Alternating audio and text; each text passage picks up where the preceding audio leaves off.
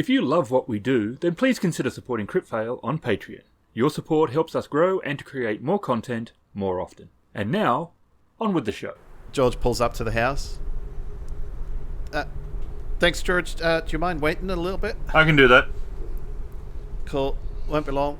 And Cipher jumps out of the back, and she's still armed to the teeth, and she runs inside, and she realizes she doesn't have a key to the door. Did they lock it?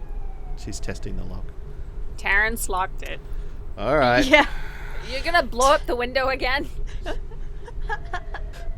For fuck's sake. But rather blowing up the window, she uses the butt of the gun and breaks the window, and then unlocks it from the inside and then clambers in through the window. And she's inside, she looks around. Kittens are nowhere to be seen. Anyway, she runs down into the basement, and she's going to do what she was going to do. And she's probably actually going to be... It might be easier to... Either way, just give me a difficulty and I'll let you choose for what you feel is fair. Alright. Can I get a blue for using my... Yep. Hacking computers? Yep. So 3 purple sound familiar? Sound good? Yep. Sound familiar? Yes, they do. I've heard 3 purple a lot. Sounds very familiar. And I'm spending a white, so I get to upgrade one of my dice. This better fucking work. Yep. 3 success, 2 advantage. Okay. Alright. So, all up, it takes her about... Because she's familiar with doing this already anyway. Takes her about probably a good, half an hour to do that. Cool. She sits back in the beanbag, and she feels something digging in her back, and pulls out one of the clips, throws it on the ground. She looks at that horrible grease gun. It's all covered in blood. She unslings the MP5, unclips the mag from it, ejects the round, does the same with the grease gun. Takes the pistol from out behind her as well, because that's digging into her back. Takes the magazine out, unclips the mag, ejects the round that's in it. She starts to shake a little bit. She's looking around the room. She starts taking her clothes off, and she heads upstairs to get changed. And then after she gets changed into some fresher clothes, she runs back out to George. Okay. Back to Cornerstones. If you please. If you be. If you want to be a cab driver. You've got to get with my friends. See, I'd give Emily inspiration for that, only there is none in this game. Can we have a white back? Give her a white. You can give her one of those blues. Yeah, you can have a blue. Advantage. Yeah, you can have a blue. Okay. For next time I roll. I can't right now. Alright. So Cypher's on the way back to Cornerstones. Oh crap. What? Nothing. Forgot something again. But I better let the GM know. Okay. While all of that is happening, Terrence has gone outside to the car, and he's picked up his phone from the footwell. Are there any new messages on it? There is not. The mysterious person doesn't like you anymore. Wait, what? There was a mysterious person? Terry got a text with an address from not Mr. Fennyman. Oh, okay. Cipher does not know this. No, Wren doesn't either. Okay. There is no new messages. Mm-hmm. Well, shit.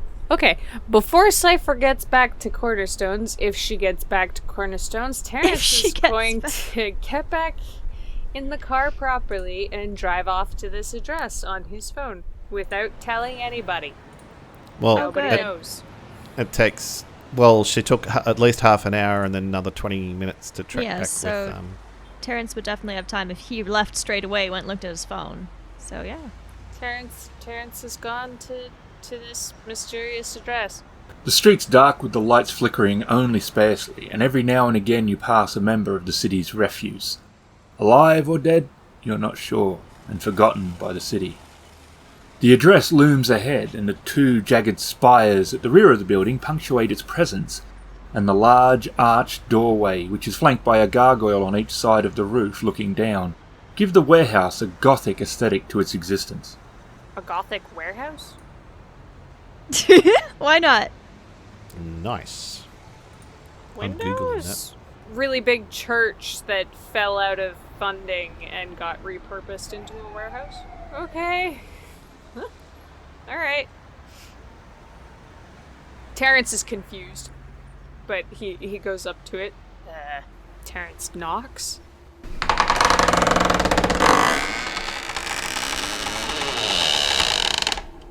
Standing beyond the threshold are two brightly coloured individuals. Bright, shiny green shirts, yellow pants, and orange waistcoats. Their faces are white, with diamonds painted over their eyes, and big, red, happy grin on one and a sad grin on the other. Clowns? Terrence does a very fun back shuffle, and he's like, nope, nah, I'm not about this. I don't know what this is about, but it's not okay. I am not down to clown, okay? Mm-mm. Happy Face looks back over his shoulder and slowly nods in acknowledgement before turning and looking at his partner.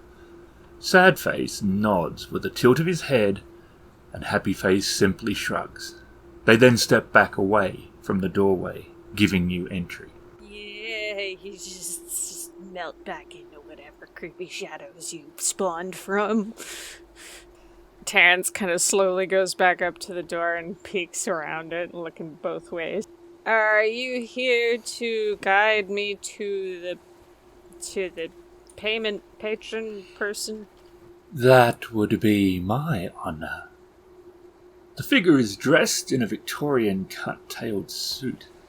It hugs his frame as if it was part of his body and moves effortlessly on him. The top hat that rests upon his head has two long silken strands tied to it, which drift casually down behind his back. His face is white, and he has black eyeshadow curved slightly up, black lips also curved in a slight grin, and a single teardrop on his right cheek. Yeah, and Terrence will jump back so far he'll probably trip over one of those crazy bench things and go, for fuck's sake! Terrence stares at them, grimacing for a minute, then does a full body shuffle, like shudder, and then he proceeds to skirt it so that he stays as far away from the clowns as humanly possible. He ignores Terry's sudden withdrawal against one of the pews out of politeness and motions towards a door at the far end of the room. Sad and Happy Face, however, are doing an exaggerated and yet silent laugh. The Keeper of the Dead holds his hands in front of his chest as he moves slowly down the aisle. On either side, the pews are neatly arranged, and on each one has dress door mannequins, hunched in unusual poses, dressed in a kaleidoscope of mismatched clothes and colours, and all are looking miserable. Do not mind the congregation. They are always unhappy when we are not doing the psalms. You were expected much sooner, and with friends. He looks around at Terry's isolation of friendship. It is of no matter. We are most happy that you have finally arrived. You are expected, yes. I trust you had no trouble finding the place. Trust. Yes. Most important in our line of work, would you not say? I would. He arrives at the door and raps on it with his black-gloved hands, and then reaches down and opens it. I will be exalted among the heathen. I will be exalted amongst the earth. He turns and smiles at you. For the Lord of Hosts is with us, yes? He steps back to give Terry room to panic. They're still creepy and they're still gross and I don't like it, I don't like it, I don't like it. What the hell? Why clowns? Of all things, clowns, really? Is Terry saying this? Yeah, he's muttering the entire time he's going to the door. He's like...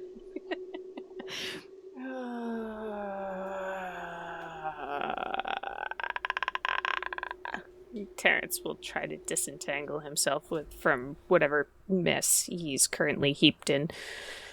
He'll go through the door. He's not happy about any of this. The room beyond stretches on for more than 100 feet. The walls are bookcases, and all are filled with hard-covered books. There is a smell of vanilla in the air, giving a hint as to their age. The topics cover everything from magic to philosophy, history, especially European, and economics. The sound of water dripping from the old pipes in the building echo with each drop of liquid and break the otherwise silence that dominates the room.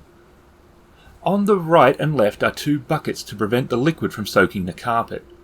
Yet the water has a dark red to it, and the smell that is now clear over the vanilla of the old books is unmistakable. On the left is a large wooden picture frame. Affixed within it, in a position of crucifixion, is a white elf. His head is tied back, his empty eye sockets look forwards. His face, contorted in agony, shows he neither died fast, painlessly, or well. His neck has been opened up and several stab wounds can be seen on his chest, evident by the puncture holes on the elf's very expensive white suit, which is now stained with blood. On the opposite wall is a much smaller frame. Within it is a goblin. All of his fingers are missing. The data jack is gone, and in its place is a collection of fibre optics dangling from the hole in the goblin's head. His shirt has been torn open and his chest is shattered open, thus revealing an empty cavity. You mean these picture frames are actually their bodies? Oh. That is about 1,000 times more macabre than I thought. Oh, jeez. Okay. A 7-foot-long dark wooden desk is in the centre of the room. It has piles of paper and hardback journals that look to be centuries old sitting upon it. And at the desk is an elf. He is wearing a long green waistcoat, light grey shirt and purple tie. He looks up and carefully places the fountain pen that he was using down upon the desk. Slowly, he closes the journal and slides his chair back. He stands and walks towards you. His face is also painted white, with red upturned lips and large diamonds painted over his eyes. Nice outfit. I see that you are admiring my art. Oh, I admit it's a little off the wall, an acquired taste. He points at the elf. I think I like this one a little better. He turns back to the goblin. This one just didn't have his heart in it. Sometimes I can slay an audience.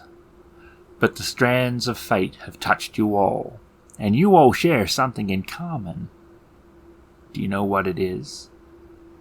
That's right. You all had one job, just one job. You had one job too, Terry. You can't rely on anyone these days. You've got to do everything yourself, don't we? Well, that's okay. I came prepared. It's a funny world we live in.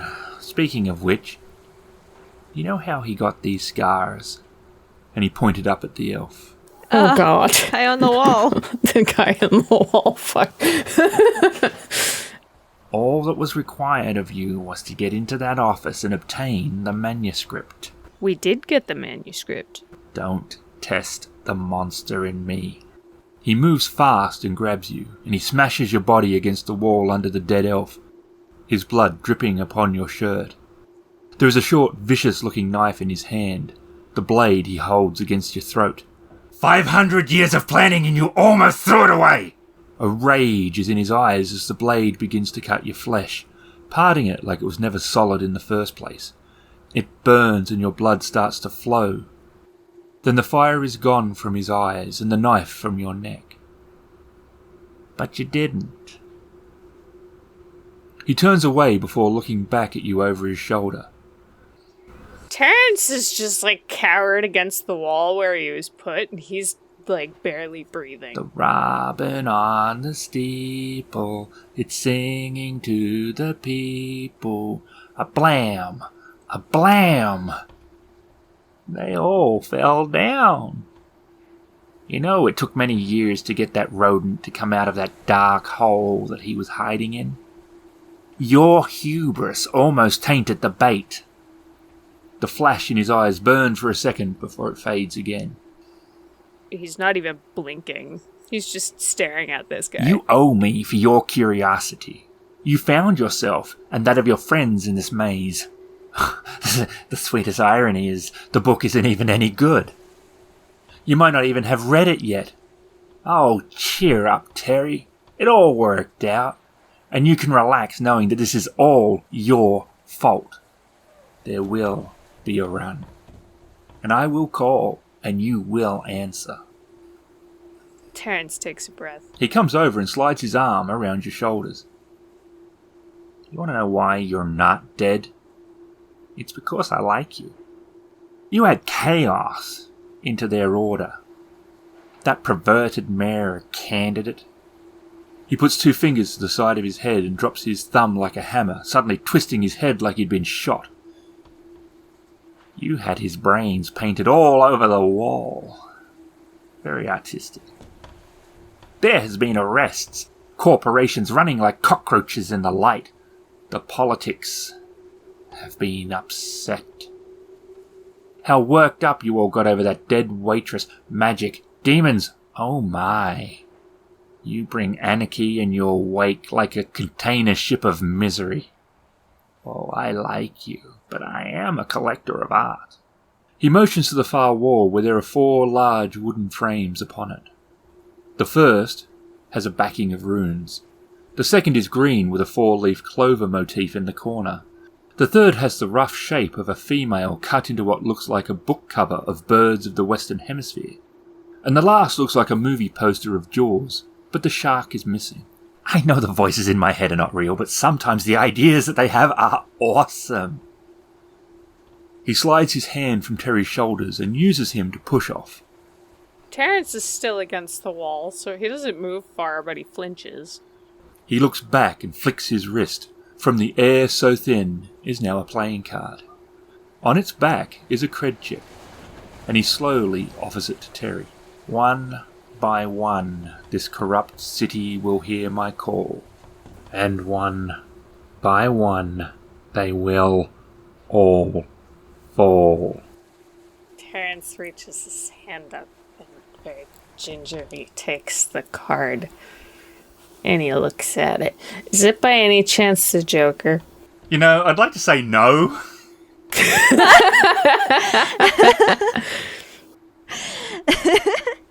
Terrence has got this very distinctive, you're a fucking nut job look on his face.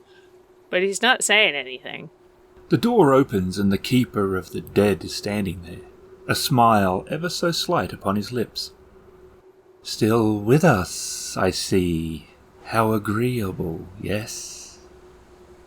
He leads you back to the front door, where Happy and Sadface open it and silently look at you.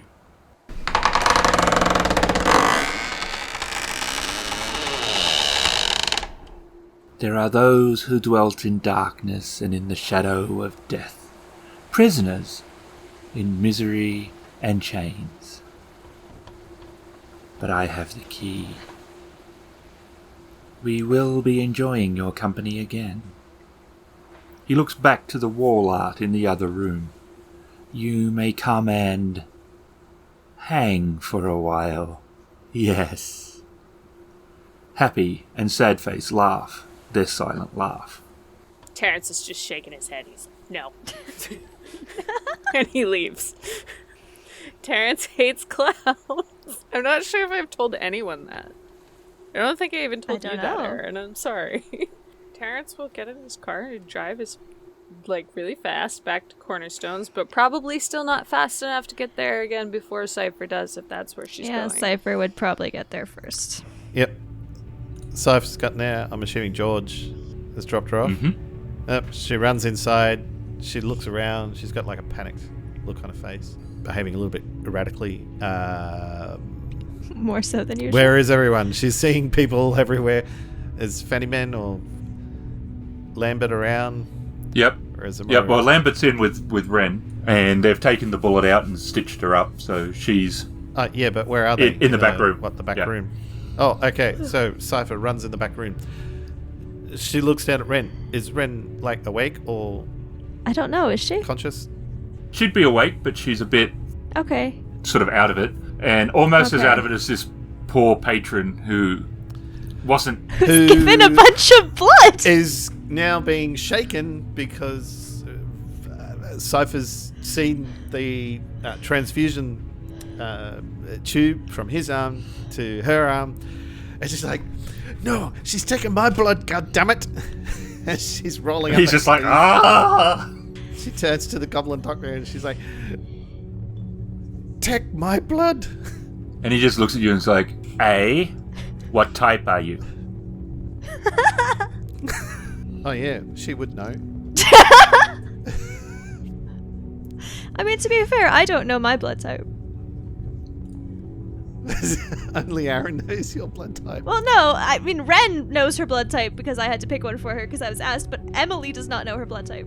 What blood type do elves have? I don't know. Old.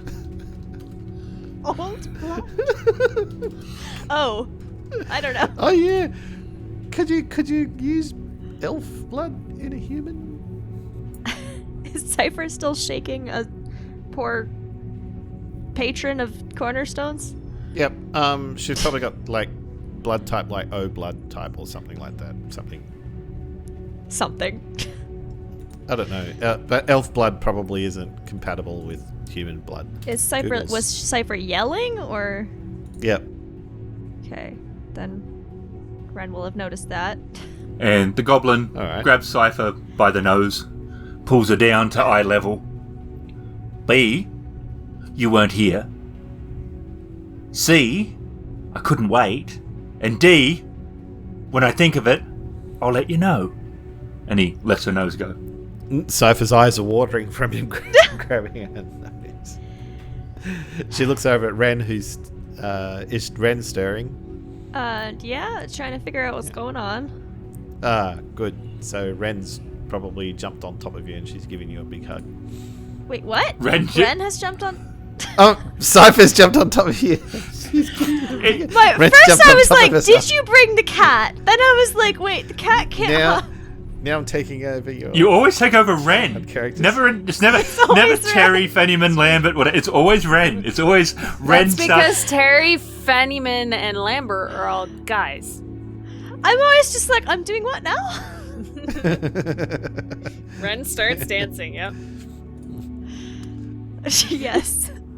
If Cipher like jumps on top of Wren is probably going to make a sound of displeasure as that hurts. Oh, okay. So can xenotransfusion. Says Cipher. She might have come across in her one of her drunken browsing internet days. She's like, her face is so close to yours, and she's like looking into your eyes. How you feeling? You can feel her breath on your face. How should I be feeling? You've got to stop getting shot, dearie. I've only done it. Worried. I've only done it the once. And once is obviously too much. Sorry? Her eyes start tearing up. Oh no! Some tears start falling on your face again. And she, fine. Like she's straddling you again as if like she was before. She's getting dirty again. Wren's all blood soaked. All right, I know what you need. She jumps off, lands on her feet. She's jumped off the top of Wren. Okay. And she's looking at. Just used her as a springboard. Ah! Good. She's looking at what? She's looking at your clothes. Disheveled, covered bloody, in blood. Yes. Yeah. And somewhat cut up too. Yeah. And cut up as she's well. not like naked or anything, but definitely like where the bullet in the shoulder, wherever it would, he probably would have had to have cut. If the bra was there, it would have had to have cut that. Like, he's tried not to expose her. He's a professional, but wherever the wound is, he's had to make sure he had access to it. Yep. And so, like, if it's come out the front, or if you got hit at the front, so I mean, like, there'd be a big patch of like the bandage which is holding it, but the sterile pad, and her arm would have been like thing. So if the shirt would have been like probably down, but she's strapped around, and so that the arm can't move much to try to minimize that sort of stuff, and it looks pretty tight to also be applying extra pressure. All right. Do you want me to go get you a pair of clothes, dearie? From where? She's thinking. Roof mart? As opposed to wool. Floor mart. Rock bottom prices. Right. Yep. We don't bother with racks. All the clothes are on the floor. I can just get changed when I go home. You can't go home like this. You look like a poor person. I'll go get you some clothes. Anyway, she's run off. Cipher, I am a poor person. Ran off. No. She's run outside and she's darted off down the street. Okay, great.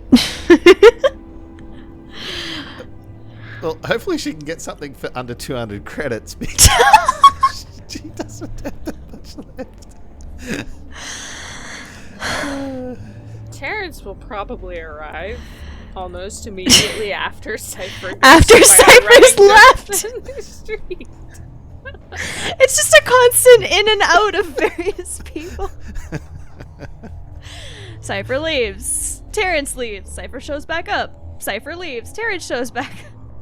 Well, Terrence is gonna show up, and he's gonna go find Wren, and he's gonna ask her if she's okay.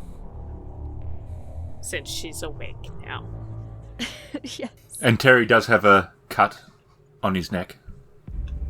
Yes, he does. Perhaps the doctor should see to that. What? See to what?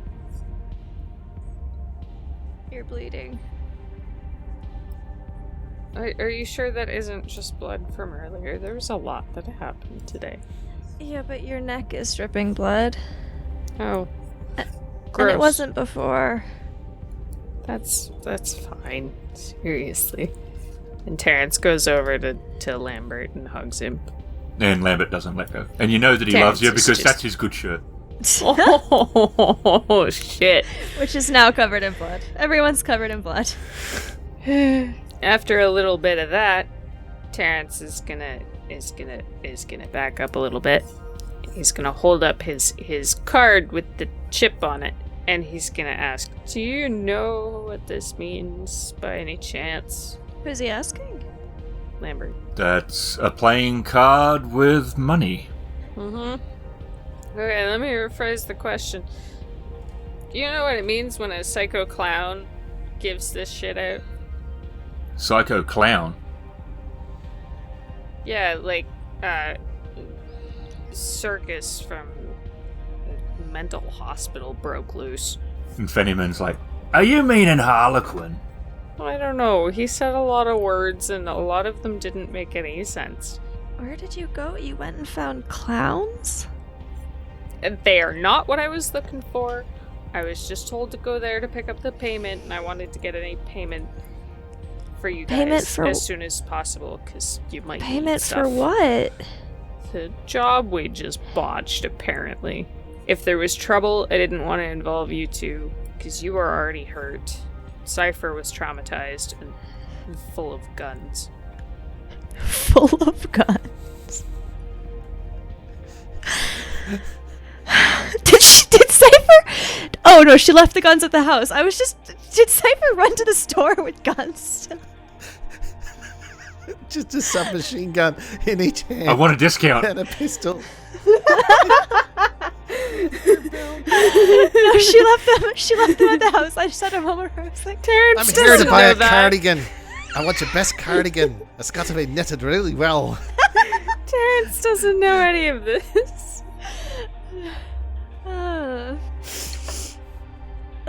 Is that why you're bleeding? Because of a clown? Yeah, apparently I mucked up a job that he wanted done. Which one? You weren't there, you wouldn't remember. Fennyman. Do you remember that elf and his goblin hacker and the warehouse with the rain and the crazy circle magic nonsense? Yeah, that was like a year ago. Yeah, they were pinned up on the wall like those bugs you find in conservatories. Why? Apparently they failed the clown guy and he decided to make them into art. What did we have to do with that? I may have switched the manuscript for a copy I made. And he has a Becca frown at this point. Why did you do that? I wanted to read it. I thought it might be important information, but it's baloney about New World Order. We don't know much about Harlequin. He's an elf. He's old. Yeah, something about a 500-year-old plan to get the elf we were supposed to deliver the manuscript to come out of hiding. Well, he did. It's all over the news.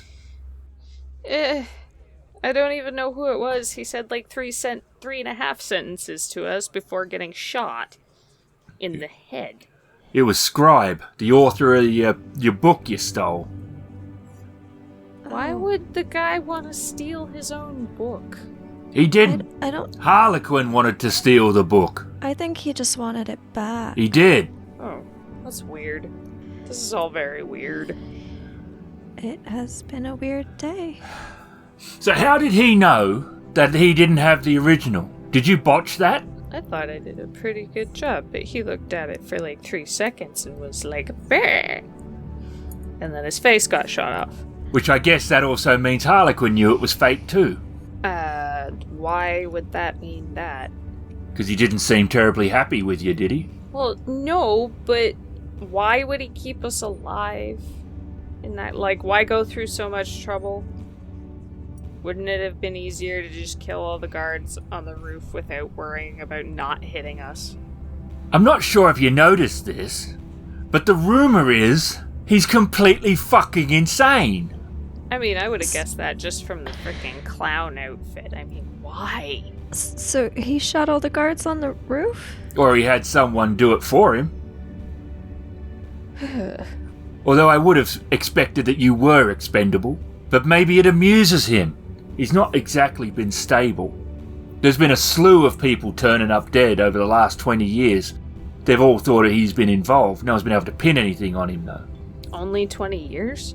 This guy's been alive and scheming for more than 500, and he's only been killing people the past 20 years? Oh, I think he's been killing people a lot longer. I think the difference is he's now not as worried about people knowing it was him. Now there's a demon and a murder clown. There's a demon too? No, there's a shadow entity that's copying Wren's genetic signature. And showing up in the mirror at their house. Yeah, it's like this creepy shadow child. That wouldn't be your doing either, would it? Well, not as far as I'm aware. It was already there. I tried to track where Wren was, and it was just there. I mean, I didn't do it. How are you getting yourselves into these sort of situations?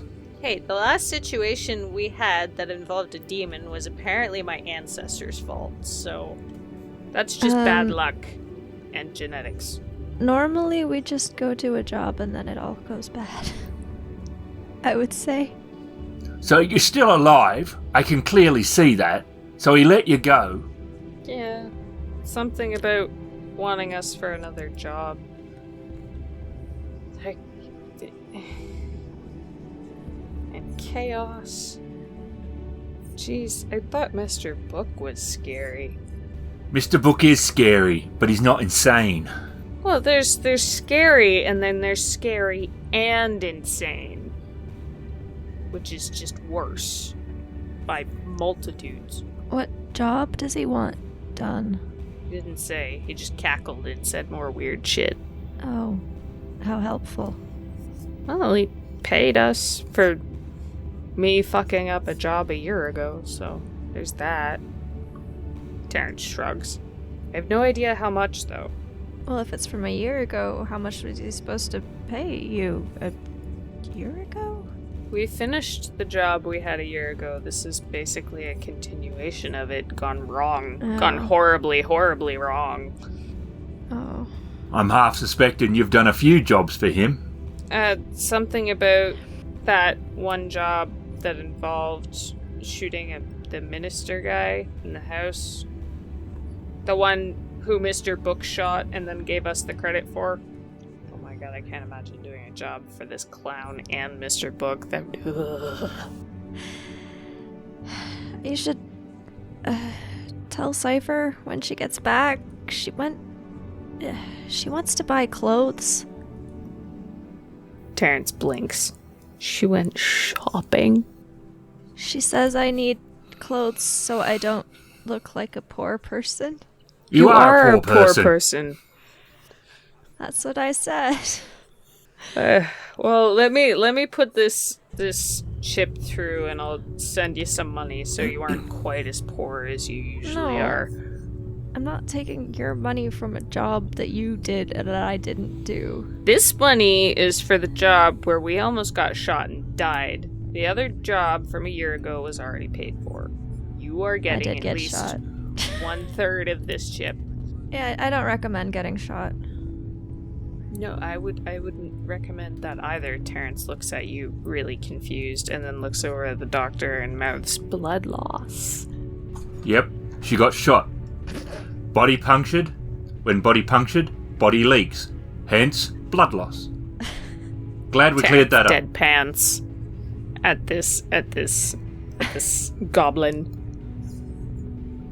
Cipher seemed pretty upset they didn't wait to use her blood. Cipher's a bit goofy. Wouldn't surprise me at all that she got uncomfortably close to your face. She did that, didn't she? Yeah. Terrence nods. He's like, okay. And he sits down in whatever chair is near and available. And he starts putting the chip through with his phone. And how much money is on it? Oh, 30 grand! Terrence blinks at his phone rapidly and he's like, oh, we're dead. We're so dead.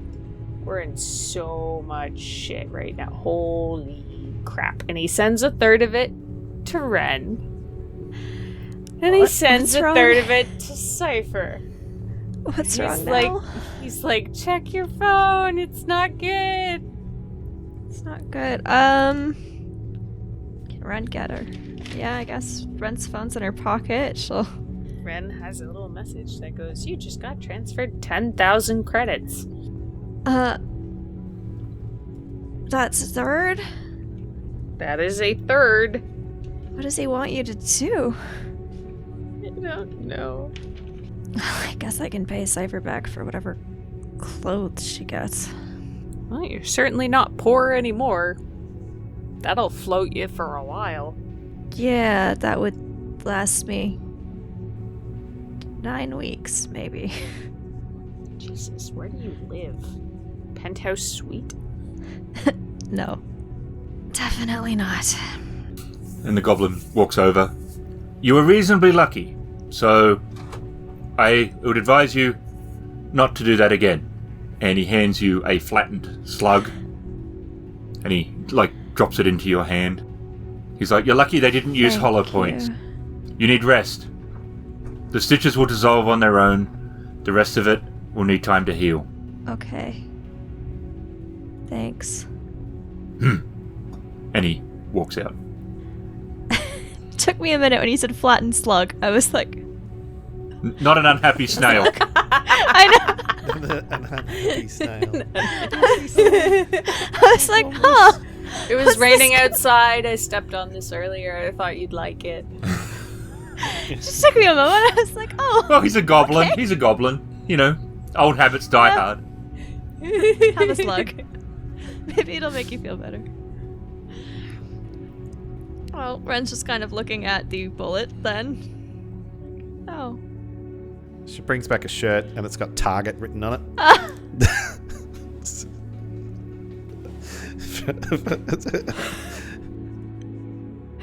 Is Cipher coming back?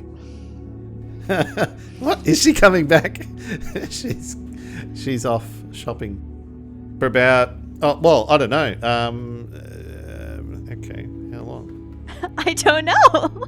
I got shot, snail. An hour and 20 minutes later. Okay. Cipher's back. She's come back with... I was going to do a cardigan, but...